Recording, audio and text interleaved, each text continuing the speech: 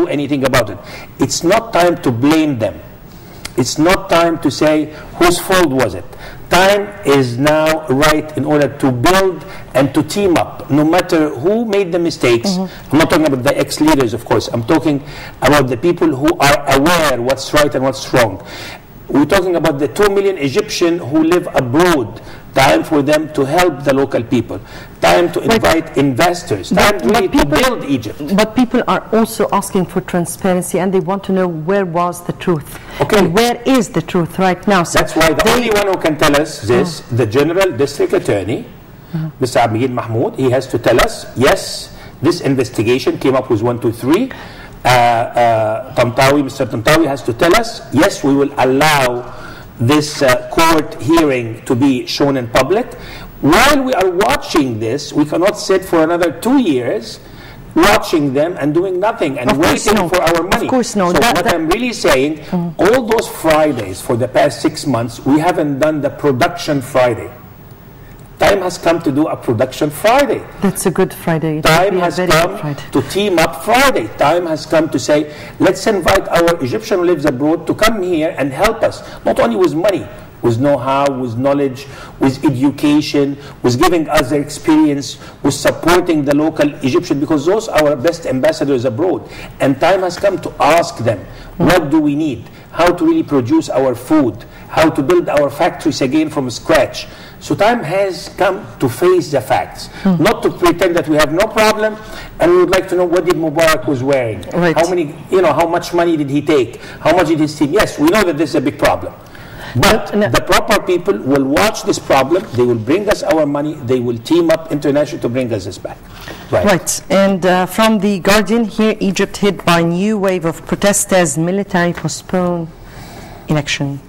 Cairo's Tahrir Square again becomes scene of fury as demonstrators accuse army chiefs of not coming to the revolution's demand or not answering the revolution's demands. Egypt's first democratic parliamentary elections look set to be postponed until November amid a growing standoff between the ruling military council and protesters who believe the revolution is being not answered.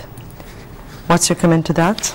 Well, first of all, if the election will be in September or November or October, we have to ask the military force why. Okay? So they said that the parliamentary figures they will start submitting. Why didn't they do that in the past 2 months? Preparations. They were not. That's my question to the army, not you. Yes, so definitely. What I'm saying is, a time has come, again, transparency. We have to say why we are postponing it, why the military and the government, Mr. Sharif and his team, with all his supervisor, did not put a time limit for putting the application, and then time limit for the election, and then time limit for the presidential campaign, and then budget for that. I mean, guys, this is very simple. This is ABC in any country. Again, we are 7,000 years old. Again, we are 85 million. Again, if we need help, we can ask the United Nations, we can ask the European Union, we can ask Japanese and the Far East. We cannot stop and tailor-made the rules and the decision by one-man show anymore. So time has come that we have to understand, if we have a problem, we should sit and watch the television and listen, gentlemen, ladies, we have a problem. Let's put this problem together in the front of the public. We'd like to join you. Now, when we hire a minister or prime minister, we have to say what is the qualification. When we fire ministers, we have to say, why did we fire him? In order to have someone coming in to solve the problem, not to repeat the same problem. So time has come is not really for the prime minister to say, okay, tell us who would you like to have as a ministers. And this is really nonsense. To ask the people of the revolution, who would you recommend on the Facebook? Why would they recommend? They can recommend people, but again, there's a qualification for the minister. There's a disqualification for the guy who's running the show who did not do his job proper. So time has come to put job prescription for everybody. The prime minister, the minister, the undersecretary. Why do we hire this? Why do we pay him? He worked for the public. People have to understand that we pay his salary. Who's we? The Egyptian, our taxpayers, our customs payers. So those are very simple facts. If they are on the table, if they are on the TV, in the radio, in the newspaper, people will understand of safety. We have to tell them, listen, we changed the system. Not we changed the prime minister, not we changed the minister, not we changed the cars that they are running. Time has come to tell them physically, yes, there is a change. Now you can understand why we have this prime minister in office. If he did not do 1, 2, 3, thank you, Mr. Prime Minister. Please leave your space for another one who can do a better work, a decision maker. Why do we have a governor? Because he's running the show. Not the governor obeying the prime minister. We don't need another one-man show. We need a team, a party, in order, if this one man is not there anymore, the team will continue step 2 and 3 and 4. Not to start from point 0 every time a minister leaves or a prime minister leaves.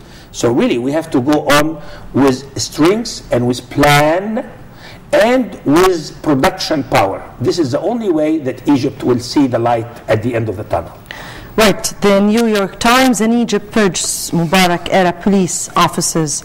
You know that today, yesterday actually, was the biggest reshuffle in the Ministry of Interior. Yes, yes. So this is how the international press tackled this matter. Egypt's transitional military government announced the early retirement of more than 600 senior police officers on Wednesday. It was an effort to mollify thousands of protesters at a 6-day-old protest in Cairo's Tahrir Square, who have been demanding swifter justice for those complicit in wrongdoing under President Hosni Mubarak, who was ousted in February. First of all, when the Prime Minister told the Minister of Interior, you have to kick those people out of the offices or, ask them to retire, and then the Minister of Interior refused, I think Mr. Isawi was absolutely right, because he wants to work by law, by the book. Time has come that the minister worked by the book. Now, why did we change 600 generals or colonels? Because for a long period of time, which may be over 20 years now, we did not clean the inside of the house. And the Egyptian needs to have new, fresh blood. So this time has come to have fresh blood. Maybe we don't have enough generals. We have enough colonels. We don't need generals. We need young people who understand what the people needs, who communicate with the people, who hear the people out, which is very important, to hear each other, to communicate with each other. I don't need the general to sit in his office and give an instruction to the colonel, and colonel give it to a younger guy, and the younger guy, and then at the end, the policeman in the street who really cannot read and write, who will do the job. So time has come. Mr. Isawi, I think he was absolutely right for what he did. He was willing to resign if he would not follow the regulation by book, by the police force book. So he did a good job changing them for the better. We need new blood. There's nothing wrong with this. We had mistakes. So do you agree with country to do that? Do you agree that we may be in need for another new Minister of Interior, a fresh blood? Well, I think this guy's a fresh blood, but we need experience. Experience is very needed. And this is, we have to understand, being a minister, it doesn't have to be an officer. This is a political thing, a politician who has to run this. So having really a new minister or old minister, I care, as I mentioned just 2 minutes ago, why do we kick him out, or why do we bring another one? Maybe because security was not really prevailing in streets? Well, don't forget that he took it with no one in the street. So when we gave him this system was falling apart. They were hurt. Those people, they were, all of them in interrogation. So he did not take a good system and he ruined it. He took no system and he's building it from zero scratch. So I think we should give him time to build the police system again, the way he sees it fit. But again, it's not him. The way the country, the way the minister, the way the Mr. Tantawi. So it's a team up. How can we build the police force in Egypt? How can we let them hear the people, what do they need? How can we really give protection to the Egyptian instead of giving them the scareness and being scared from the police, working with the police? Because we cannot hire for each Egyptian a policeman, but we need for each policeman, Egyptian can help him to really have his mission done. So if there's a thief or a crook, so we need the people to help the policeman to show him, yeah, this is the crook, this is the guy. But really, this one single policeman or two in every area or every street is not good enough to protect 100 people. The 100 people, with the help of the policeman, they can have safe streets. So time has come to understand the communication between the police and the people of Egypt. How can they team up, understanding? How can they help each other? In January 25, we didn't have police. So we were protecting us. So we have to protect us again with the policeman, slowly but surely, until we give him really the lead again, the way it was, in a better understanding between both parties. Right. Relevant to our previous headline, but this time from the Washington Post, Egypt fires nearly 700 top police officers. Egypt's government sacked nearly 700 top police officers Wednesday, state television reported, the start of a promised cleansing of a force blamed for chronic abuses during the rule of Hosni Mubarak. The move meets a key demand of protesters encamped in Cairo's Tahrir Square, who are frustrated by the slow pace of change since an 18-day uprising forced the long-entrenched president from office in February. It was the demand of protesters. Protesters can ask for the sky, they can ask for the moon. I don't blame them, because they couldn't ask for anything for the past 30 years. So whatever they ask for... But they're not asking for the moon. Well, I'm giving them the credit, the benefit of the doubt. If they would like to ask, I don't blame them. But we cannot stop the people from getting into the Mugamma. Not because issuing the passport only. People who are retired and earning their money, the monthly payment for them. So we have to understand that there is a senior citizen in Egypt. They live in 200, 300, 400 pounds a month. They have to get their money. They have to go to the Mugamma peacefully and leave peacefully. So that's number one. We have to understand that our parents, our grandparents need to live peacefully, number one. Number two, threatening for the Suez Canal, this is a red line again. The whole world respecting the revolution. Nobody has ever agreed that closing such essential... But what we really have to understand, the demonstration, the young generation, the youth, the revolution has been accomplished 90%. Don't ruin it for some salt at the end of the cooking. So time has come to understand, yes, they can demonstrate in their free time. They have to go to school. Friday is a free time? Well, when I say their free time, that means they have to work 6 days a week at least. If they would like to demonstrate Friday, that's fine.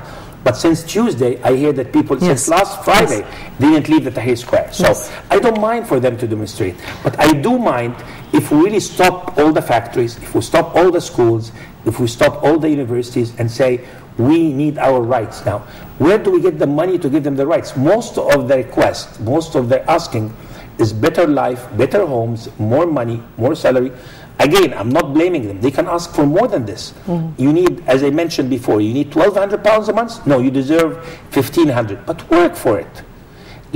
Open the newspaper Al-Ahram, with all my respect to all the newspaper we're having today, Washington Post, Times and everything. Open Al-Ahram tomorrow on Friday, you will find 10,000 jobs. Let's apply for them, 10,000 demonstration, and accept whatever job available. And then improve slowly but surely. But do your job proper. Do your production proper. So again, they can demonstrate, they can ask, not for the sky or for the sky, it doesn't matter, seriously.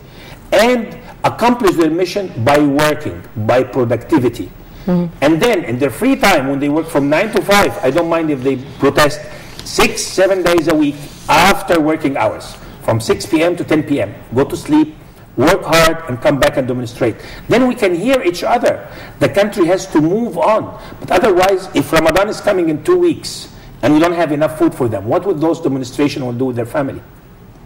Well, but here, before we go to the break, and since you are taking the other opinion, so let me take the protesters' opinion since they're not here. And they say that because of their pressures, they were able to get the demands answered.